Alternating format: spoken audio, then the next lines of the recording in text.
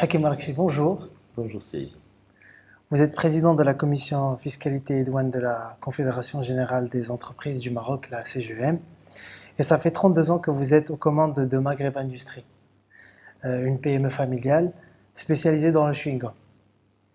Première question, est-ce qu'on peut faire des bulles avec vos chewing-gums? Bien, alors, c'est vrai que je suis à la CGM, que je suis président de la commission fiscalité et douane. Je suis aussi vice-président de la SMEX, donc l'association marocaine des exportateurs, donc je suis également exportateur. Et je travaille à Maghreb Industrie depuis 32 ans. Je ne la préside que depuis moins de 2 ans, en fait, depuis que mon père est décédé. Donc, j'ai pris la succession de mon père et l'affaire était une entreprise familiale, mais au départ, c'était pas forcément notre famille. Notre famille est fondatrice, mais nous avions des associés. Nous avons commencé par acheter les parts de nos associés il y a effectivement 32 ans. Quand j'ai commencé à travailler avec mon père, il y a une trentaine d'années, disons qu'on a racheté les parts de nos associés et je préside à la société depuis le décès de mon père. Voilà. Trêve de plaisanterie. Vous vous appelez Marrakchi, en même temps vous êtes un pur fassi. Est-ce que vous pouvez nous expliquer comment ça se fait? Bon, Marrakchi, ça veut dire marocain, en réalité. Euh, en fait, avant d'être Fessi, nous avons 12 générations nées à Fès. Et avant d'être de Fès, on était de Toukela, de Ouled Bouaziz. Ouled Bouaziz, qui est une tribu Khlot, origine Atbaj, Banu Hilal. Donc voilà, ça ramène un peu à l'histoire de toute la contrée. Donc des Atbaj qui avaient migré avec les Banu Hillel, qui se retrouvaient du côté de la Tunisie actuelle, lorsque les Brouatans ont été battus par les Almohades. Yahoul Mansour a peuplé les Doukala, des tribus Banu Hillel. Donc mes ancêtres étaient Banu Hillel, donc de la tribu Atbaj. Et voilà, lorsque les Saadiens, qui s'appelaient les Banu Zidan, avaient pris le pouvoir au Maroc au XVe ou XVIe siècle, plutôt c'était le XVIe siècle, ils avaient pris en grippe la tribu Khlot, ils l'avaient déportée vers le Qasr al-Kbir. Il y a eu la bataille des Trois Rois. La tribu a participé spontanément et a eu un comportement héroïque. Et Mansour Dabi les a récompensés et les a positionnés sur une autre région qui était plus riche, qui était dans le Gharb. À la mort de Yaqub al-Mansour, ils ont voulu revenir dans les Doukala, dans la région de Jdida, Azmour, et au passage, ils sont passés par Salé, où il y avait des migrants andalous. Et les migrants andalous, on dit vous êtes des immigrés marocains, nous sommes des immigrés andalous. Donc, Thomas, Mrakchine, Hnaïa Andalousie. Donc, Qatiya dik Mrakchine.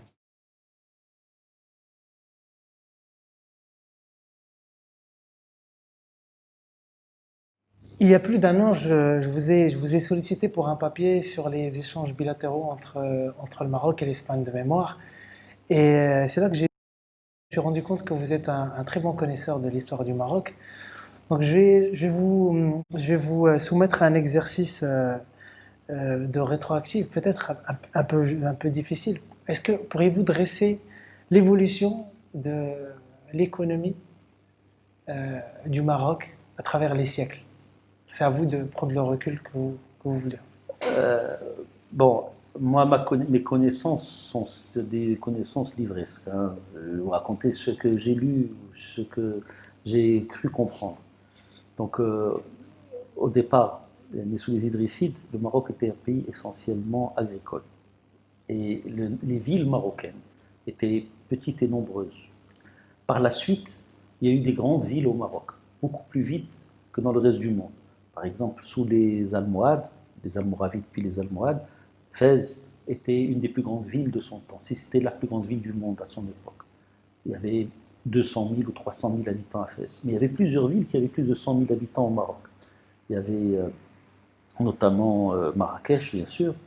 Il y avait également Sijil Messa, Cordoue et Séville, qui étaient marocains également. Et donc ça faisait plusieurs villes importantes et ça s'expliquait par le fait que le Maroc n'était plus un pays aussi agricole, c'était un pays qui était essentiellement un pays commerçant. Et il tirait sa richesse du commerce entre l'Afrique subsaharienne et le reste du monde. Les routes caravanières passaient plutôt par justement Sijil Messa puis Fès, d'où l'importance de ces deux villes, qui n'étaient pas toujours des capitales, ni sous les Almoravides, ni sous les Almohades. Et par contre, lorsque le commerce transsaharien s'est déplacé vers l'Est, le Maroc a commencé à dépérir, et c'était notamment la période des Mérinides. Mansour Debi s'en est rendu compte. Et pour récupérer les richesses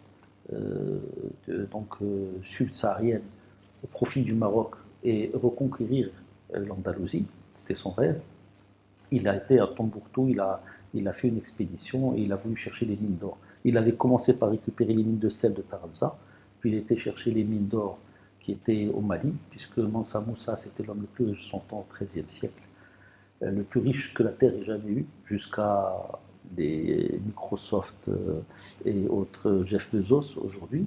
Donc Mansa Moussa était un homme extrêmement riche et à lui seul, il déplaçait les cours de l'argent dans le monde. Quand il est allé en pèlerinage à la Mecque, le cours de l'or a été durablement perturbé pendant plusieurs années par le simple passage de Mansa Moussa. Et donc, fort de cette histoire, Mansour Debi a voulu retrouver, ramener le commerce de l'or vers le Maroc et le commerce du sel.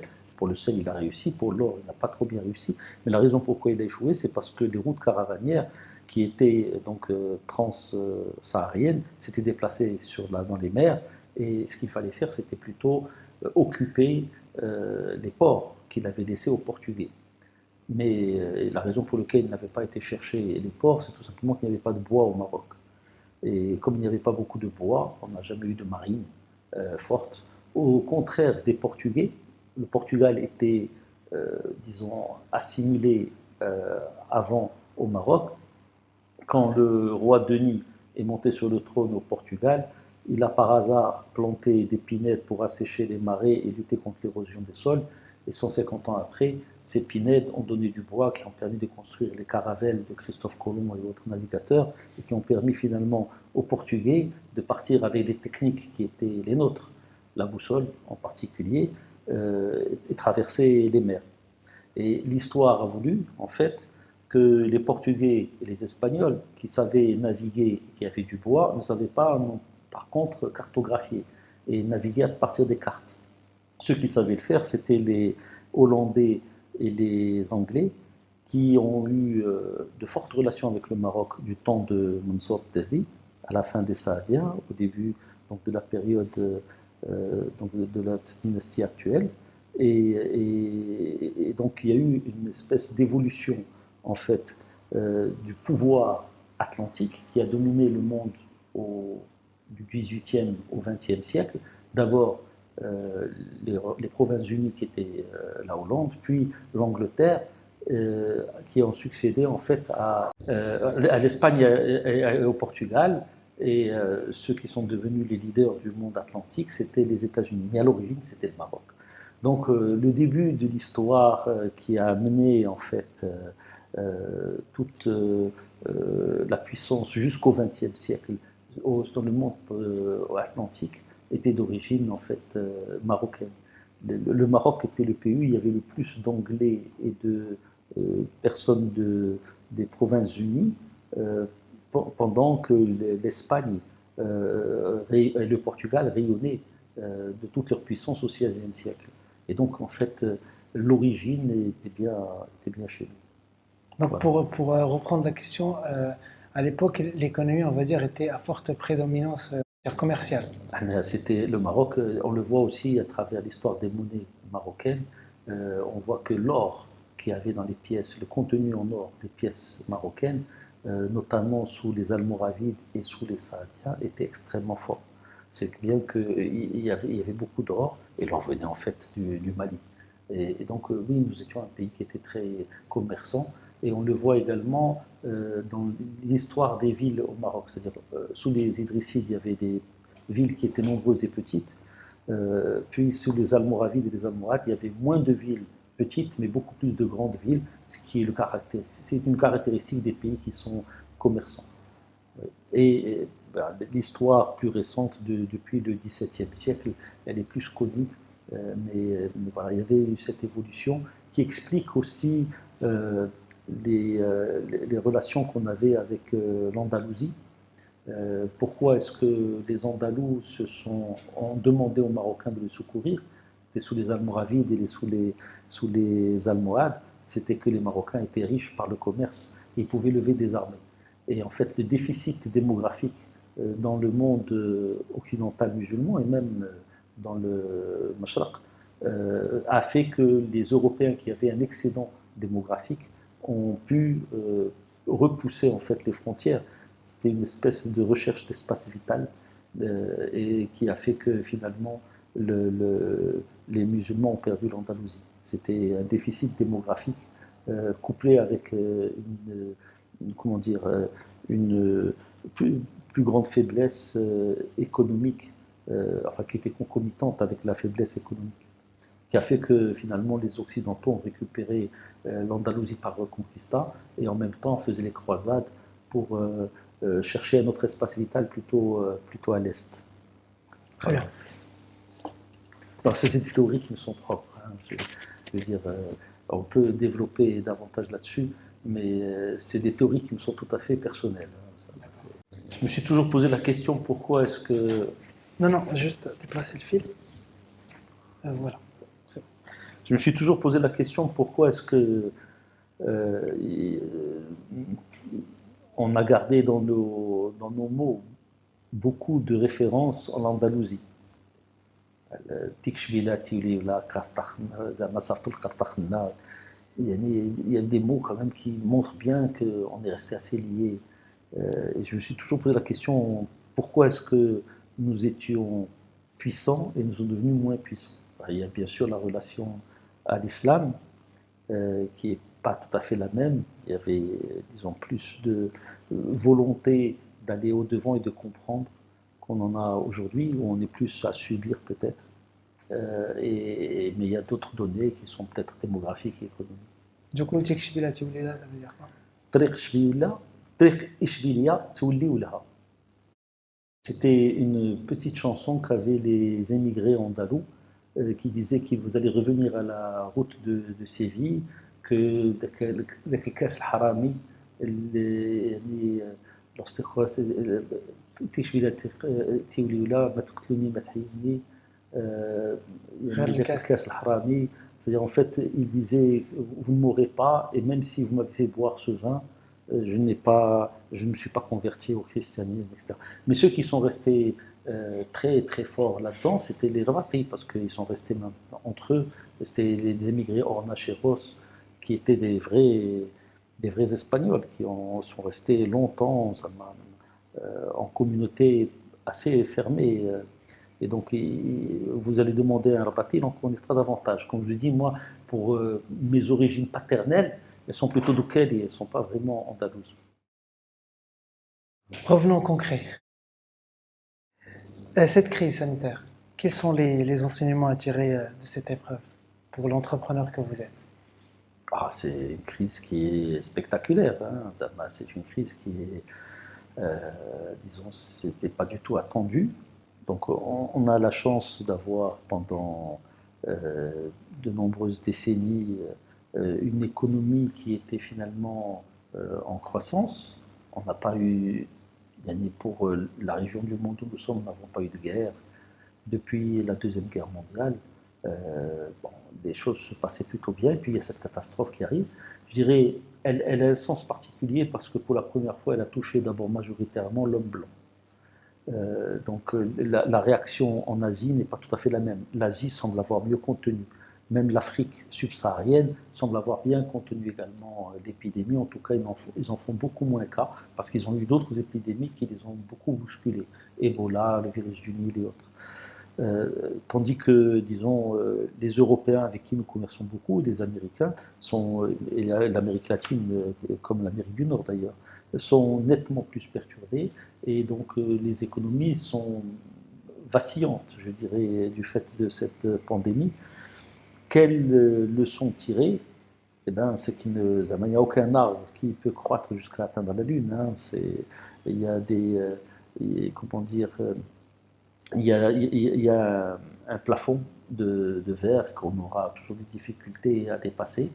En même temps, cette crise, elle va accélérer certains mouvements qu'on percevait déjà, par exemple la prédominance aujourd'hui du monde pacifique, de l'Asie.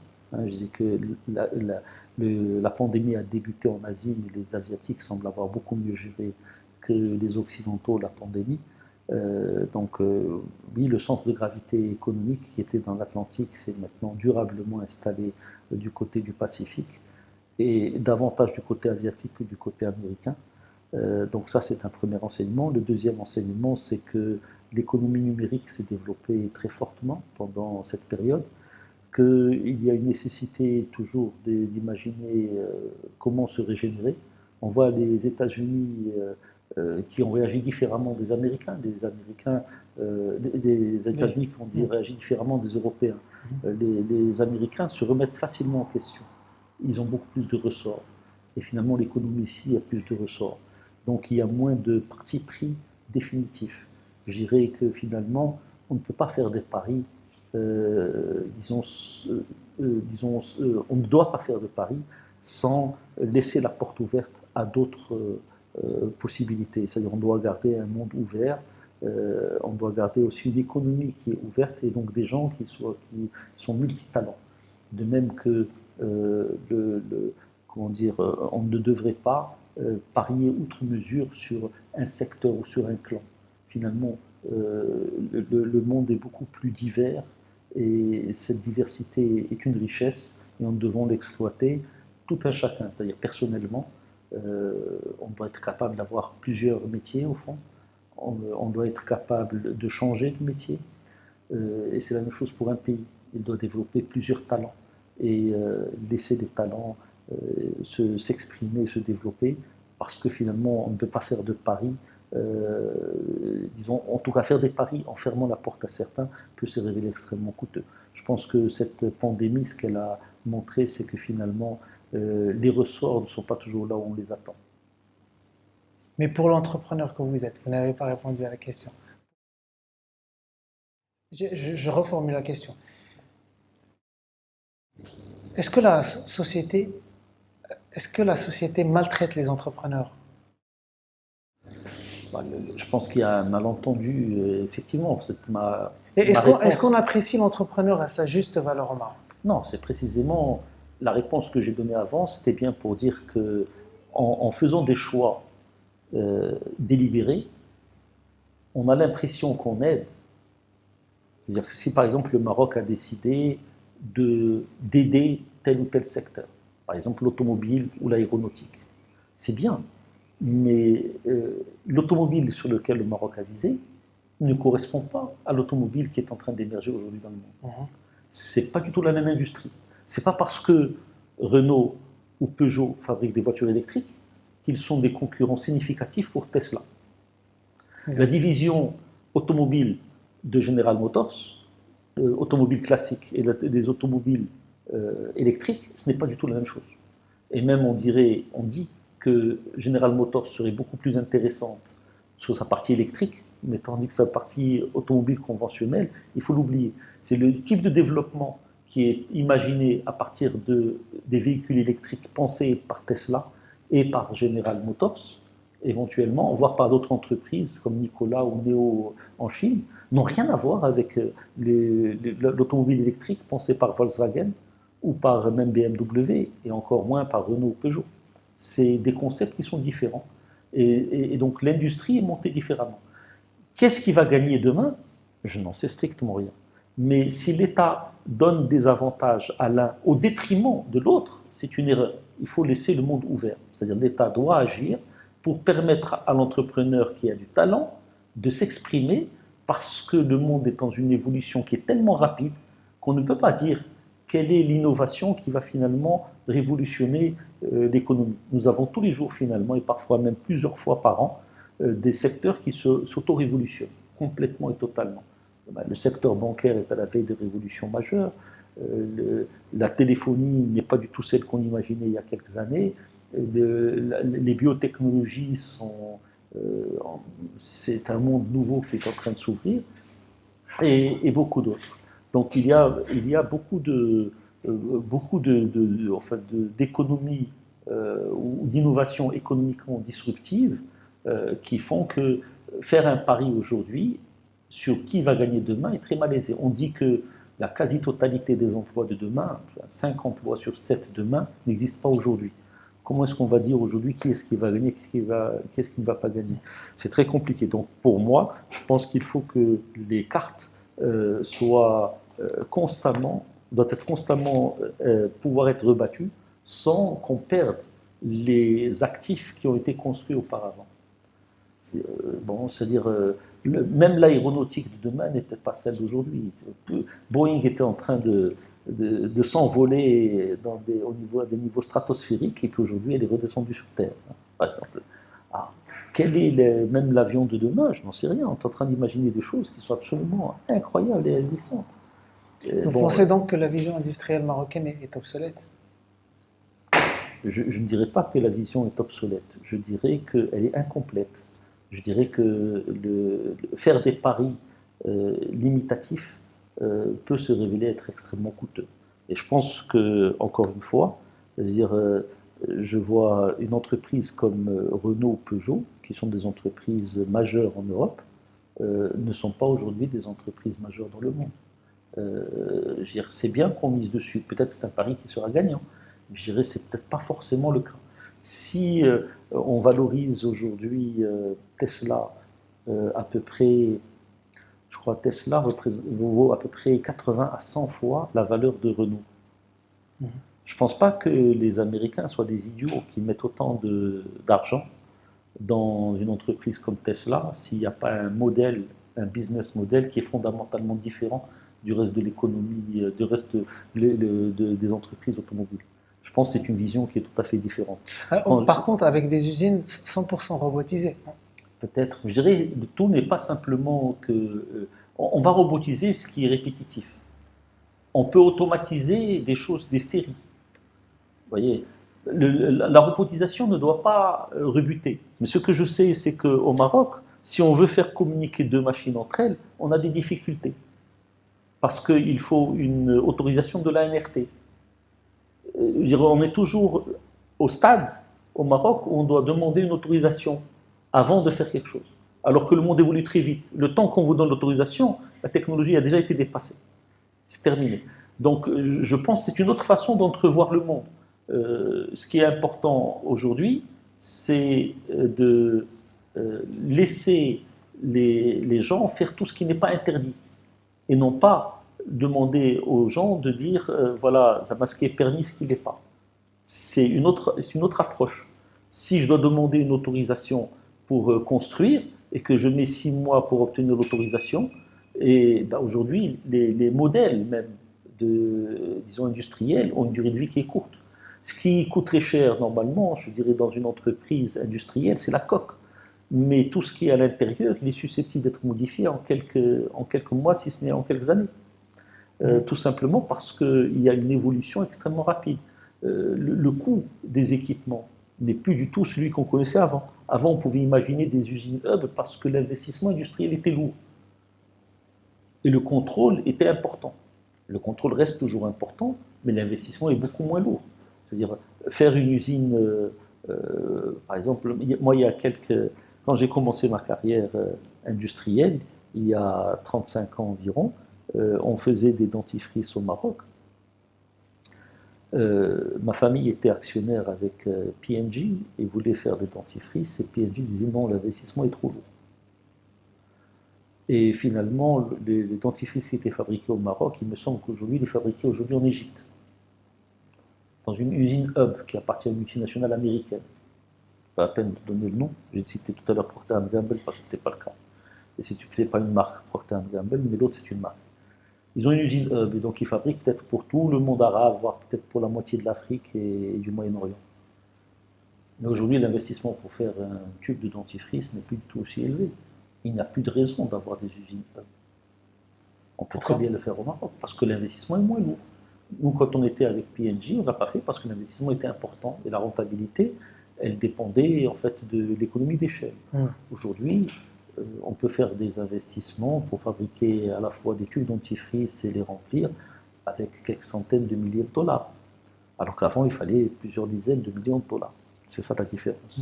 Et donc, les choses changent très vite. Pourquoi? Tout simplement. Comment est-ce qu'on est arrivé là? Parce qu'effectivement, il y a des robots qui fabriquent aujourd'hui des machines beaucoup moins chères qu'il ne le fallait il y a quelques années. Aujourd'hui, les plus grands équipementiers ne sont plus européens, ils sont asiatiques. Nous n'avons pas d'accord de libre-échange avec l'Asie. Nous avons des accords de libre-échange parfois avec nos pays concurrents, précisément l'Égypte, que je viens de citer, mais la Turquie, les Émirats arabes unis, des économies totalement concurrentes qui sont à un niveau technologique qui est à peu près le nôtre. Et finalement, on s'est auto-concurrencé en faisant des accords de libre-échange avec des gens qui nous ressemblent au-delà du soutenable, à qui on a donné des avantages sans donner des avantages aux Marocains. Et quand on dit, voilà, on donne un avantage à Renault pour s'installer au Maroc, l'avantage qui a été donné à Renault, il faut le généraliser. Si Renault a réussi au Maroc, tant mieux, mais il faut généraliser cet avantage à tous les industriels marocains et non pas demander aux Marocains de payer des impôts pour alimenter le budget de l'État au détriment de leur compétitivité. Parce que le marché est ouvert, que ce soit à l'international ou sur le marché local, les produits étrangers, notamment turcs, égyptiens, émiratis, saoudiens, jordaniens et même tunisiens, envahissent le Maroc sans que le fabricant marocain soit en mesure de les concurrencer, parce qu'il a des coûts plus élevés, parce qu'il génère des taxes pour l'État que l'autre ne paye pas. Donc soit il faut modifier le système de façon à rendre le système plus équitable, généraliser en fait, ou diminuer de toutes les façons, il faut absolument diminuer l'impôt sur la production et sur le travail, et par contre financer l'État par des contributions ou des prélèvements sur la consommation et sur les revenus, et non pas sur le travail. Sur le profit, oui, des impôts sur le profit, oui, des impôts sur les revenus, pourquoi pas, des impôts sur la consommation, oui, mais des impôts sur le travail ou des impôts sur la production, c'est totalement contre-productif pour l'économie nationale. Vous pensez toujours que l'industrie locale est le moteur de l'économie? Je vous ai entendu dire une fois qu'il existe une vision industrielle, mais pas de stratégie de l'offre. Ouais, elle est Non? limitée, c'est-à-dire qu'on a choisi les produits sur lesquels le Maroc pouvait être compétitif. Par exemple, l'industrie automobile, l'industrie aéronautique, quelques bribes d'industrie agroalimentaire, mais finalement essentiellement des produits agricoles de bouche. Il n'y a pas de construction d'industrie agroalimentaire, sauf éventuellement dans l'industrie laitière quelque peu et dans l'industrie sucrière également quelque peu. Mais c'est tout. Il n'y a pas, il y a une industrie bien évidemment des engrais. Sur le Maroc a un avantage compétitif réel, ça c'est clair. Mais la valeur ajoutée marocaine finalement dans tout cela est faible. Tout à l'heure, vous me proposiez de regarder la complexité, l'indice de complexité de l'économie marocaine. Le Maroc n'est pas très très bien placé. Il est moins bien placé que par exemple que la Tunisie. Simplement, la valeur ajoutée locale des produits transformés est faible. Et donc quand on exporte une voiture du Maroc, il n'y a pas beaucoup de valeur ajoutée marocaine. Il y a peut-être un taux d'intégration qui est élevé, parce qu'on a importé des produits qui ont des valeurs ajoutées étrangères et qu'on les assemble au Maroc. Ça oui, ce qui fait qu'on exporte une voiture au total, très bien, mais la valeur ajoutée locale, elle est faible. Elle est, disons, nettement inférieure au taux d'intégration. Et donc, quand je dis stratégie de l'offre, c'est permettre à l'offre de s'exprimer et non pas choisir l'offre qui a le droit ou qui aurait le droit de réussir. Parce que ce que je disais tout à l'heure au départ, c'est qu'il y a une telle évolution dans l'économie mondiale et dans la capacité à innover que faire des choix qui sont limitatifs en disant ce secteur va émerger et l'autre je ne lui permets pas d'émerger, ce n'est pas une stratégie de l'offre qui est cohérente avec un développement industriel tout azimut. C'est très intéressant pour avoir un niveau d'exportation élevé, mais en même temps, si on prenait donc la balance commerciale nette de l'industrie automobile, ce qu'on exporte par rapport à ce qu'on a importé, ça doit être significativement plus faible que même l'agroalimentaire, voire même le textile, et bien sûr nettement plus faible que l'industrie des engrais. Alors que le secteur automobile est le premier secteur exportateur au Maroc. en tout cas en 2019. Sur 2020, disons, il y a le biais qui est introduit par la Covid qui rend les statistiques moins lisibles. Mais ce qui importe, c'est finalement la valeur ajoutée. C'est ce qu'on a transformé au Maroc et les profits qui restent préférence au Maroc. D'accord, d'où peut-être cette question, qu'est-ce qui bloque le développement du sourcing local? Quels sont les gros facteurs, on va dire, qui font que Rien n'est fait pour favoriser les le paiements sourcing local. C'est-à-dire, si on prend notre façon de voir, même notre fiscalité est à revoir, ne serait-ce que la TVA. C'est-à-dire, si je veux produire au Maroc et j'achète au Maroc, je vais devoir payer la TVA à mon fournisseur local avant de réexporter. Et comme l'État a beaucoup de mal à rembourser la TVA, les crédits de TVA, on se retrouve dans des situations qui font que l'entreprise peut générer des marges, mais qu'elle est financièrement exempte. Et souvent, l'entreprise, dans ces conditions, s'arrête. Et donc, pour éviter cette situation, le transformateur va dire je préfère importer en AT que d'acheter en AT localement. Tout simplement, la procédure est beaucoup plus complexe. Et il y a un manque de confiance en l'entrepreneur marocain à ce niveau, qui est justifié ou qui n'est pas justifié. Peu importe, je vois que le constat est celui-là. C'est qu'on a plus intérêt en tant qu'opérateur à importer pour réexporter qu'à acheter localement. Donc ça, c'est déjà un biais qui est important. Mais d'une manière générale, le problème, c'est celui de la compétitivité. Au-delà du problème de TVA, c'est-à-dire que fabriquer au Maroc coûte plus cher. Moi, mon concurrent était avant au Ma'arif. Il s'est délocalisé, et c'est aussi une multinationale américaine qui s'est délocalisée en Égypte. Elle produit aujourd'hui à Alexandrie et elle exporte vers le Maroc. Disons, l'économie qu'elle a fait sur les impôts, salaires et taxes indirectes sur les droits de douane, sur les intrants et sur les taxes sur l'énergie, représente au moins 15% de son chiffre d'affaires. Dans ces conditions, disons, les concurrencer, il devient malaisé. J'ai vu, par exemple, dans certains domaines, que le ministère du Commerce et de l'Industrie propose certains investissements à des entrepreneurs ou des investisseurs marocains.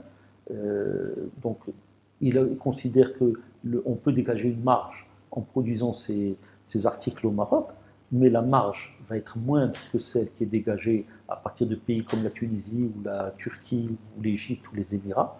Et donc, l'avantage comparatif qui est donné à celui qui se source en Égypte ou en Turquie ou en Tunisie ou aux Émirats est tel qu'il va battre par des dépenses marketing, il va dépasser l'industriel marocain, celui qui aura fait le choix d'être au Maroc. Donc là, il y a un manque d'équité. Le déficit d'équité fait que, effectivement, pour moi, il n'y a pas de stratégie de l'offre.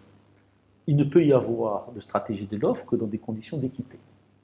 Hors conditions d'équité, il y a des avantages qui sont donnés par l'État à certains secteurs ou à certains investisseurs, mais ce n'est pas suffisant pour promouvoir réellement une industrie nationale.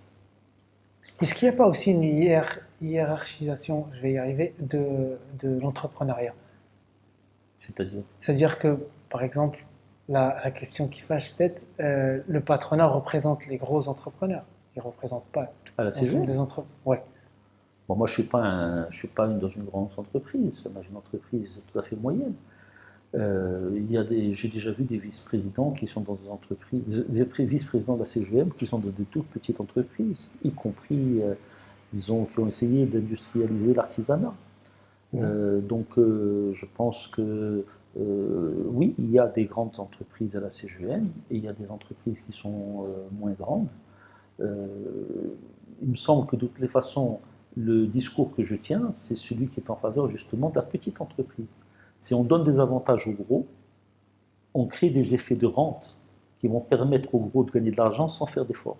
Si on donne des avantages aux petits, là on promouvoit la concurrence et le meilleur va émerger. Donc moi j'ai plutôt un discours qui est en faveur de la PME.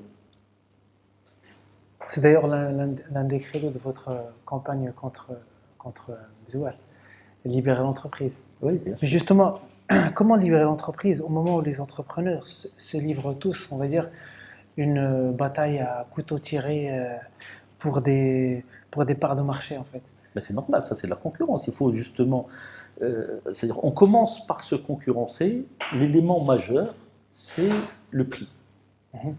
Lorsqu'on a un pays où les règles sont claires, où tout le monde applique les mêmes règles, à force de baisser les prix, on fait faillite. Et donc, l'issue n'est pas en baissant les prix. L'issue, c'est en innovant. Pourquoi est-ce qu'on va innover? On va innover pour se différencier. Qu'est-ce qui va, disons, faire la différence entre mon produit et celui de mon concurrent? Je dois miser là-dessus. Je dois faire quelque chose qui fait que mon produit soit différent de celui de mon concurrent. Et donc, je vais faire des investissements marketing, communication, mais également technologique, pour faire en sorte que je sois différent de mon concurrent. Et c'est comme ça qu'on fait émerger précisément une véritable industrie nationale. Et c'est exactement le processus que je propose. Je dis il faut qu'il y ait davantage d'équité. Parce que l'équité, c'est le début de la concurrence loyale. Et donc la concurrence loyale permet de faire émerger les meilleurs. Et le meilleur étant meilleur que les autres, va continuer à investir et va se développer. Jusqu'à innover suffisamment pour gagner des clients à l'extérieur. Pourquoi je vous dis ça? Parce qu'il y a peut-être une autre manière de voir les choses. Je ne sais pas si vous connaissez Peter Thiel, le cofondateur de PayPal. Il a écrit dans son ouvrage Zero to One, il a parlé de il a fait un distinguo entre ce qu'il appelle lui le progrès vertical versus progrès horizontal. Progrès horizontal, c'est quand vous débarquez dans un marché, vous faites du 1 à N, c'est-à-dire vous débarquez dans un marché, vous copiez le produit et vous rentrez dans cette bataille un peu de part de marché. Progrès vertical, ce qu'il appelle lui zero to one, c'est-à-dire l'acte de création, c'est-à-dire que vous créez votre propre marché à partir de ex nihilo. C'est ce qu'a fait Facebook, c'est ce qu'a fait Skype, c'est ce qu'a fait, enfin tous les leaders qui ont créé un marché. Est-ce qu'il n'y a pas peut-être une leçon à tirer pour les entrepreneurs au Maroc et d'essayer de les encourager pour justement être innovants? Oui, je pense que le début de l'innovation, c'est les conditions d'équité. Hors conditions d'équité, il n'y aura pas d'innovation. Parce que ce qui pousse à l'innovation, c'est le besoin d'émerger, de survivre. Et si pour survivre, je peux tricher, ou si pour survivre, je peux gagner un avantage qui m'est octroyé, je ne vais pas innover. Tout simplement. C'est-à-dire, disons, nous, à Maghreb Industrie, on a construit une unité qui est neuve. On a eu un prix d'innovation de l'Union européenne parce que nous avons mis en place un système qui permet à cette usine d'être générée actuellement à plus de 30% par de l'énergie photovoltaïque en propre, produite sur la toit de l'usine, et on va passer à 50%. Normalement, la quasi-totalité des installations photovoltaïques fournissent de l'énergie à hauteur de ce qu'on consomme normalement à midi. Le pic d'énergie est celui qu'on a à midi. Et nous, on produit beaucoup plus d'énergie à midi qu'on en consomme. Donc on a trouvé un moyen de stocker un peu d'énergie. Et cette procédure, en fait, cette innovation qui a été primée par le Fonds mondial pour le transfert technologique et par l'Union européenne et la BERD, la Banque européenne pour la reconstruction et le développement, elle a été générée par quoi? Par le fait que nous ne pouvons pas, comment dire, on ne pouvait pas injecter d'électricité dans le réseau. Et que j'avais demandé une dérogation qui m'a été refusée. Et donc, et tant mieux qu'elle m'a été refusée. Et si on me l'aurait donnée, j'aurais eu 30 centimes le kilowattheure, tandis que l'électricité que je stocke, elle me permet d'économiser 1,20 dirham pendant les heures de pointe. Et donc, c'est nettement plus intéressant. Et donc, ce qui nous a poussé à le faire, on n'a pas inventé, comme dit quelqu'un dans le domaine, le fil à couper le beurre, on n'a pas réinventé la roue, on a trouvé simplement une petite astuce qui nous a permis de dépasser cette contrainte. On a innové. C'est par la force des choses, c'est-à-dire on voulait faire de l'énergie photovoltaïque. Et, parce que mon client en Belgique, lui a une usine qui a pas mal de panneaux solaires et que j'étais vexé que lui en Belgique, avec le crachin qui est en Belgique, fasse du photovoltaïque et que moi au Maroc, avec le soleil qu'on a, ne fassions pas de photovoltaïque. Donc je me suis forcé, on a poussé, on a trouvé cette astuce. C'est une véritable innovation. Bon, elle va donner lieu peut-être à un développement économique plus important. On va essayer, on va voir. C'est possible. Mais c'est, comment dire, ce qui nous a obligés à le faire, c'était ma volonté de servir mon client, c'était la volonté finalement de nous différencier par rapport à nos concurrents et les contraintes qui existent sur le marché local, les réglementaires, qui ont fait que j'ai suivi la réglementation, je n'injecte pas dans le réseau et je produis pourtant 2 gigawattheures pour l'instant et on va passer à 3 gigawattheures dans quelques mois, Inch'Allah. Ça, c'est une innovation en interne. Oui. Comment, sur le terrain, comment on peut encourager l'acte d'entreprendre? Je vous ai dit, c'est en mettant en place des conditions d'équité. Si D'accord. on ne met pas en place des conditions d'équité, C'est à qui de prendre le taureau par les cornes? C'est au pouvoir public? bien sûr, c'est les pouvoirs publics qui doivent veiller à donner des conditions d'équité. Ce matin, je parlais avec un responsable sur, disons, les procédures à mettre en place pour favoriser l'investissement. L'État veut favoriser des secteurs et choisir les secteurs qui vont réussir.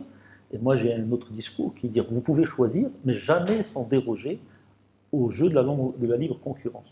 Vous ne pouvez pas intervenir en donnant un avantage octroyé à quelqu'un tout simplement parce qu'il a négocié quelque chose.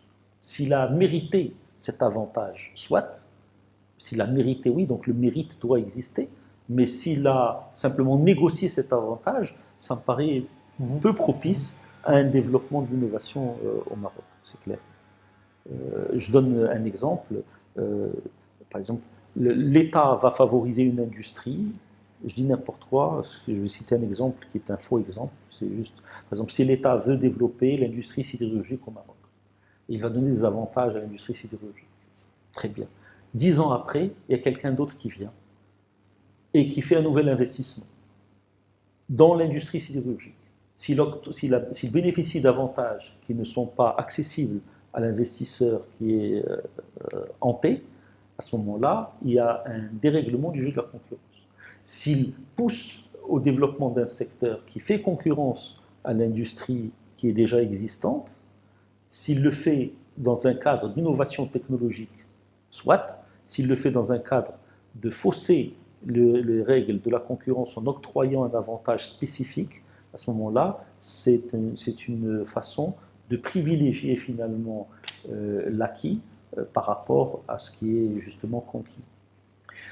En parlant des pouvoirs publics, dans une interview accordée à l'Angle, Najib Arsebi nous explique que la crise sanitaire a mis en évidence un besoin d'État, y compris chez les libéraux qui ne reconnaissent à l'État aucun rôle économique. Pourriez-vous dresser le profil de l'État marocain au lendemain de la crise sanitaire?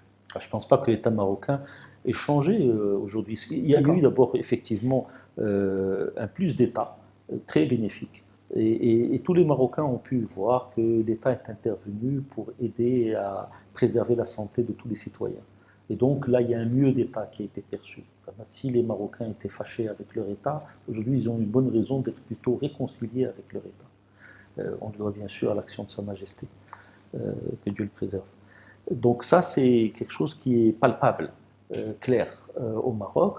Maintenant, je ne pense pas que le jeu économique de l'État soit pour l'instant plus clair aujourd'hui qu'il ne l'était avant la pandémie. L'État veut promouvoir l'industrie de la santé et les services liés à la santé, ce qui est normal suite à la pandémie. Ça, c'est le jeu de l'État stratège qui a besoin de le faire, et je crois qu'il le fait, et je pense qu'il y a plusieurs actions qui sont entreprises. On l'a vu avec le vaccin et avec la volonté de développement du Maroc dans ce domaine, et dans d'autres domaines liés encore une fois à la santé. Mais il n'y a pas que la santé, il y a beaucoup d'autres secteurs dans lesquels l'économie doit se développer, et il ne me semble pas que l'État a pour mission d'être un investisseur ou même d'être le bras armé des investisseurs. Il doit effectivement inciter et orienter certains types d'investissements. Donc il doit se contenter de son rôle de gendarme, on va dire. Pour moi, sans jamais s'immiscer dans les... L'État peut être stratège, il peut être gendarme et pouvoir orienter certains investissements. C'est plus que, disons, c'est un gendarme actif. Ça, je trouve que ça correspond un peu à ma philosophie. Mais un État qui est un acteur de l'économie, même indirect, qui favorise finalement ceux qui vont réussir au détriment des autres, ça, je trouve que ce n'est pas une bonne chose. Et je dis que ça freine en fait l'innovation. Et on va voir, par exemple, dans certains pays qui sont d'économies plus développées, quand les États aident les entreprises qui gagnent, il y a un couperet qui vient du secteur de la concurrence supranationale, que ce soit en Union européenne ou aux États-Unis, où les règles de l'OMC interviennent et on bloque finalement les entreprises qui ont bénéficié de ces avantages. Ça n'a pas empêché, par exemple, les États-Unis d'aider de façon tout à fait indirecte à la promotion de nouveaux secteurs économiques, notamment liés à l'électronique, c'est-à-dire Facebook, Google, Amazon, Microsoft, etc., ont bénéficié d'un encadrement juridique et fiscal adéquat qui a permis l'émergence de ces entreprises aux États-Unis sans que jamais l'État n'intervienne dans ces entreprises. Jamais il n'est intervenu. Mais il a eu le cadre qui a permis, il a eu la vision. Je me rappelle lorsque les États-Unis avaient voulu envahir l'Irak et que Jacques Chirac s'était opposé, Rumsfeld parlait de la vieille Europe. Déjà à l'époque, ils avaient déjà anticipé tout le développement de l'économie virtuelle, Internet et autres entreprises GAFA, dès 2001, dès 2002. Rumsfeld l'avait parfaitement anticipé. Et aujourd'hui, on voit bien que l'Europe est un continent qui est en déclin. Le cadre de développement a été favorisé aux États-Unis. Il ne l'a pas été en Europe. Les Européens n'ont pas su développer ce type d'entreprise alors qu'ils avaient toutes les compétences pour le faire. Donc, l'État stratège en Europe était déficient. Bon, nous n'en sommes pas là, mais je dirais que c'est plutôt ces deux économies qui sont libérales. Il y a un libéralisme qui est plus actif aux États-Unis qu'il ne l'est en Europe, et je pense que le modèle plutôt est à voir par rapport à ce type de distinction qu'il y a entre ces deux économies, plutôt que dire voilà, je vais favoriser en donnant significativement moins de taxes à tel secteur par rapport à tel autre. Ça, à mon avis, ça ne crée que des situations de rente. La rente, c'est le contraire de l'innovation. Vous détestez la rente? Non, je déteste pas la rente, j'aimerais bien être rentier. Est-ce que vous pensez finalement que l'État est le fruit, on va dire, ou C'est plutôt une le question reflet? d'éducation. C'est une question d'éducation. Moi, quand mon père était un industriel, comme je l'ai évoqué au début de cet entretien, mon grand-père était un entrepreneur, mon arrière-grand-père était un entrepreneur, mon arrière-arrière-grand-père était entrepreneur, et son père aussi. Après, je ne sais pas. Mais 6 générations d'entrepreneurs. Et il y a un maître mot qui est le travail et l'anticipation. C'est le maître mot. C'est-à-dire, c'est ne pas se contenter de, disons, travaille pour tes vieux jours. Travaille, après, quand tu as eu suffisamment, travaille pour promouvoir la génération suivante. Ça, c'est important. Sinon, je vais être rentier et gagner beaucoup d'argent. J'ai déjà un certain âge. Normalement, je suis déjà à la retraite légalement. Ça ne sert à rien d'être plus riche. Quand je vais partir, je ne vais rien emmener avec moi. Ça sert strictement à rien. Par contre, ce qu'on laisse, oui, c'est important. Et donc, c'est plus une question de mentalité et d'état d'esprit. Quand on a 40 ans, on ne comprend pas forcément. Quand on a 60 ans, on comprend certainement davantage. Bon. Est-ce que l'État est le reflet de la complexité de la société au Maroc? Ça, je ne sais pas. L'État. Est-ce que c'est... L'État est ambivalent au Maroc. C'est-à-dire, je ne sais pas si la société marocaine est ambivalente, mais l'État, lui, est ambivalent. On a plusieurs formes d'État. On a à la fois un État moderne et à la fois un État très traditionnel. Parfois, ça ne s'oppose pas. Parfois, c'est complètement antinomique et s'oppose fortement. Normalement, dans un État aujourd'hui moderne qui est lié à l'Union européenne, nous avons besoin d'un système de normes, de standards, de règles qui soit suffisamment clair, et puisque nous sommes ouverts au monde, Notre économie est ouverte au monde. Les Marocains sont partout dans le monde, voyagent, rentrent et sortent. Nous avons des touristes étrangers qui viennent au Maroc et des Marocains qui vont faire du tourisme à l'étranger. On doit avoir une forme d'anticipation rationnelle plus aisée, plus facile. Je pense que de ce point de vue-là, le Maroc a encore des progrès à faire. Est-ce que vous trouvez que l'État est un instrument de domination des politiques? C'est une question à laquelle vous pouvez répondre par oui ou non, si vous voulez. Est-ce que l'État est un instrument de domination des politiques? Moi, je pense que peut-être que oui, mais je dirais Pour peut-être vous, que au heureusement. lendemain de cette crise sanitaire, l'État n'a pas changé de visage. Non, je pense que l'État est renforcé. L'État est renforcé parce qu'il a un rôle visible, positif. Dans la conscience collective. Dans la conscience collective. Ça, l'État est renforcé. C'est bien. C'est très bien. Dans un pays comme le Maroc, je pense que tout à l'heure, le début de l'entretien, vous m'avez posé des questions sur l'histoire du Maroc. Je pense que la nature de l'État marocain a changé entre ce qu'elle était il y a 60 ans et aujourd'hui. Et la construction qu'avait fait Feu Hassan II, c'était la construction d'un État moderne, sur des bases qui étaient extrêmement traditionnelles. La tradition, c'est-à-dire, elle est souvent non écrite. Aujourd'hui, on a besoin, disons, de davantage de règles transparentes.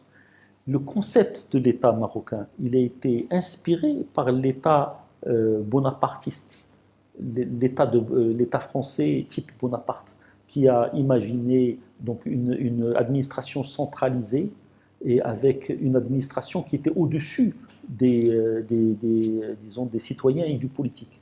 De ce point de vue-là, vous avez certainement raison. C'est une continuité de cette mentalité française issue du bonapartisme, clair, qui a fait une bonne partie de la grandeur de la France de son époque jusqu'à De Gaulle. Très clair. Mais nous avons besoin également d'un renouveau, parce que le monde est beaucoup plus ouvert. C'est-à-dire quand on a un État qui est centralisé, qui est fort, mais avec des frontières qui sont fermées, là, les règles du jeu sont celles qui sont imposées par l'État. Depuis que le Maroc a opté pour l'ouverture totale de son économie et de sa société, moins totale, mais quand même, qui est quand même assez palpable également, il y a besoin de règles plus flexibles. Et donc, il y a besoin de davantage d'anticipation. Et là, je dirais qu'il n'y a pas suffisamment de communication entre les citoyens et cette administration. Je ne dirais pas l'État. Pour moi, l'État, c'est symbolisé par Sa Majesté. Et heureusement. C'est, disons, c'est l'arbitre et le point d'équilibre. Et donc, tandis que il y a besoin d'évolution, et je crois que ça a été très bien décrit dans un livre de Feu Sa Majesté Hassan II sur le Marocain qui est comme un lion, il ne peut pas avoir une laisse qui est toujours bien tirée, et il ne faut pas non plus laisser la laisse trop souple, parce que d'un côté, il n'aime pas être trop vite, disons, mené, il ne doit pas se sentir mené, mais il ne faut pas lui laisser non plus trop de liberté. Et donc, c'est tout un jeu subtil. Moi, je pense que ça décrit très bien la situation du Maroc. Ça reste vrai. J'aimerais revenir avec vous sur la question de la stratégie de l'offre. Qu'est-ce qui pourrait éventuellement aujourd'hui amorcer une dynamique de l'offre pour essayer d'établir un marché domestique aujourd'hui au Maroc? Oui, je pense que le marché domestique est un petit marché. C'est-à-dire, donc, il y a l'événement hier de la reconnaissance du Sahara par les États-Unis, qui est un événement majeur, qui suit de quelques semaines l'ouverture des frontières sud du Maroc vers la Mauritanie puis le Sénégal. Donc ça, c'est des événements majeurs qui font que le Maroc est intégré à un ensemble. Parce que le marché national marocain est un marché qui est quand même étriqué. C'est vrai, je disais tout à l'heure que dans beaucoup de domaines, les économies d'échelle ne sont plus le facteur déterminant de compétitivité. Et donc, il y a besoin, encore une fois, de règles fiscales qui soient plus, comment dire, plus équitables entre la production nationale et les produits qui sont importés. Donc, il faut une autre ingénierie fiscale au Maroc, elle est nécessaire. Elle est fondamentalement nécessaire. Sa Majesté a appelé donc le gouvernement, et donc il y aura des élections l'année prochaine, et donc il va y avoir d'autres gouvernements qui vont être chargés de la mise en place de la stratégie sociale qui a été dictée par Sa Majesté, qui est la généralisation de certaines prestations sociales à l'ensemble des Marocains. Ça a un coût qui est très important, et donc il y a forcément un financement qui doit être pensé, et il est temps de diversifier le financement de la solidarité nationale. Elle ne doit pas peser sur la production, elle doit peser sur la consommation. Parce que le produit qui est consommé peut être fabriqué à l'étranger, il peut être fabriqué au Maroc. Ce qui est fabriqué au Maroc a une empreinte sociale. Ce qui est fabriqué à l'étranger n'a aucune empreinte sociale. Et donc ça doit changer pour amener une forme d'équité. Donc ça, il me semble être le point de départ de toute politique de l'offre. C'est, encore une fois, les conditions d'équité fiscale. Donc encourager la demande locale? Non, la demande locale, on peut l'encourager. C'est ce qu'on a fait depuis une vingtaine d'années, depuis que le Maroc a signé des accords de libre-échange. L'essentiel de la politique économique a consisté en une promotion de la demande. C'est ça, c'est la demande, c'est une politique de la demande, qu'elle soit publique ou qu'elle soit la consommation des ménages. C'est l'essentiel de la politique économique, c'est les deux moteurs principaux. Il y avait quelques moteurs secondaires comme l'industrie des engrais ou comme le tourisme, mais les moteurs principaux, c'est la demande publique. Après, c'est les importateurs aussi qui en profitent. Mais c'est précisément ça. L'importateur n'a aucune empreinte sociale. Parce que quand vous achetez un produit importé, vous ne payez pas de charges de sécurité sociale, vous ne faites pas travailler les gens, il n'y a rien. Et ce qu'on voit, c'est que 75% des Marocains qui travaillent échappent, en fait, à la sécurité sociale. Ils sont soit dans la précarité, soit dans l'informel. C'est bien qu'on a un problème de conception de notre système de solidarité. Il est déficient puisque 75% des Marocains n'y adhèrent pas. Donc ça veut dire que la loi de finances, elle est faite pour très peu de gens. Que l'énorme majorité des gens, ça ne les regarde pas. Donc il y a un problème. On ne peut pas continuer dans ce chemin-là. Et je ramène ce problème à un problème d'équité. Celui qui importe un produit, il ne paie rien. Il va payer la TVA, mais la TVA est payée aussi par le producteur local. Par contre, le producteur local paye les charges de CNSS, paye l'impôt sur le revenu. Il paye éventuellement même des taxes professionnelles pour produire, un impôt sur l'investissement. Et moi, mon concurrent qui est allé en Égypte, il ne paie rien de tout ça. Donc 15% d'économie sur son chiffre d'affaires, c'est énorme. Moi, j'ai fait un investissement qui est relativement important pour ma taille, pour économiser 7%, 8% de mon chiffre d'affaires. Il me reste encore 7% que je ne suis pas capable d'aller chercher. Ce n'est pas possible. Je peux faire des gains de productivité, c'est-à-dire employer moins de gens pour robotiser davantage, mais ce n'est pas très rentable. C'est pas très rentable. Je peux faire des gains, disons, d'intégration en amont, ce que j'ai fait. Je peux faire des gains, par exemple, notamment sur l'énergie. J'ai fait un investissement, je l'ai décrit tout à l'heure, au niveau de la production d'énergie et de l'efficacité énergétique. Donc le coût moyen du kilowattheure consommé dans notre société aujourd'hui, il est de l'ordre de 60 centimes. Alors que le coût moyen du kilowattheure en Égypte, c'est de 30 centimes. J'ai fait un investissement qui est important, qu'il faut que je rentabilise, c'est-à-dire qu'il faut que je le paye, pour payer 60 centimes. Et l'autre, il paye 30 centimes, rien qu'en étant en Égypte. Il y a deux poids, deux mesures.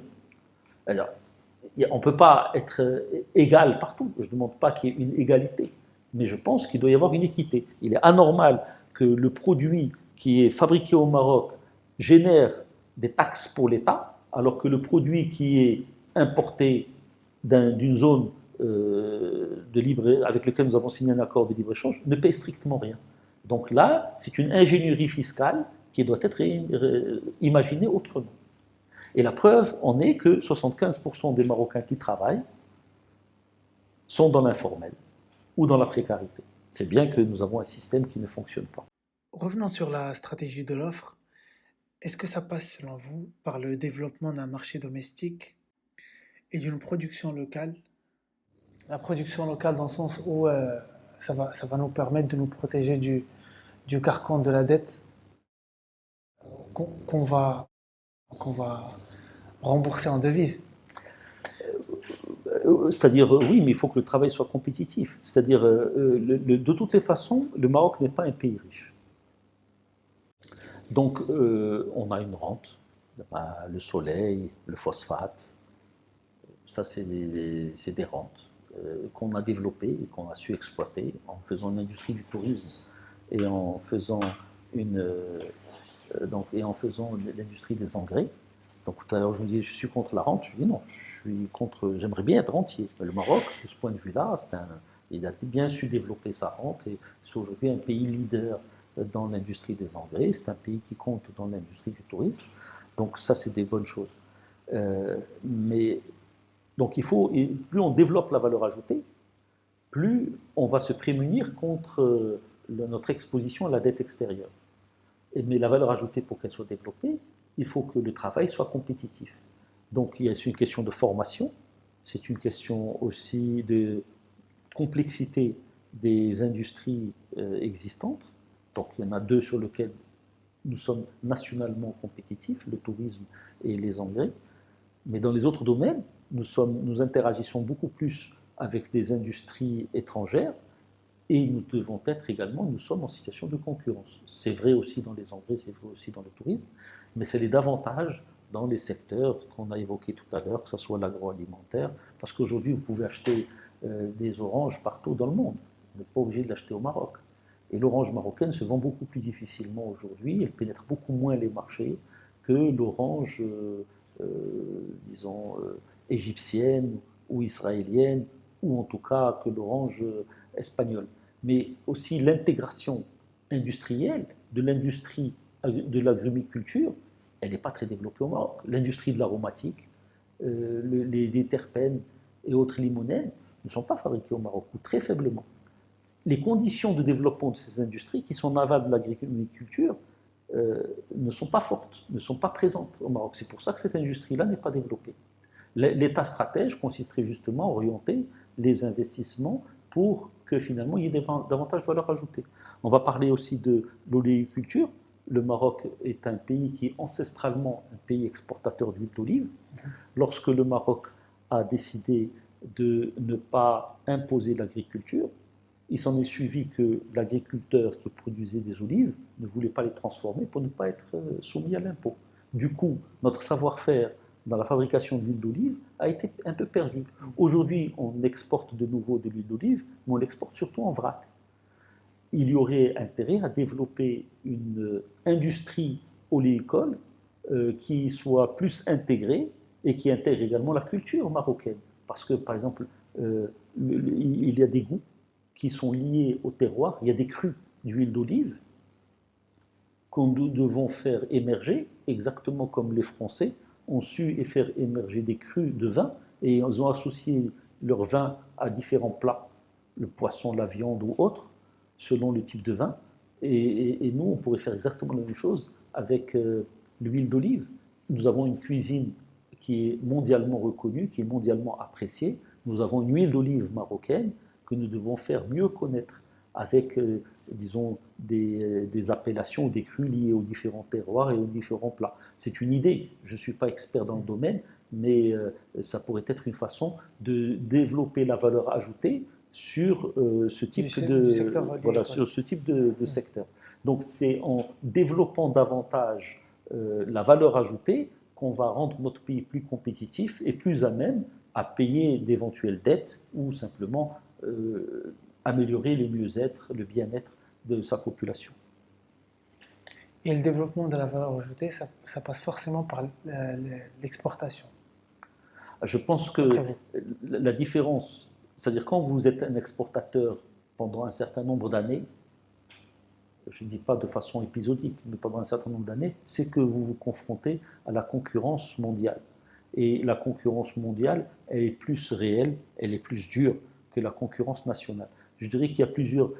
On doit comment dire, favoriser la prise de risque.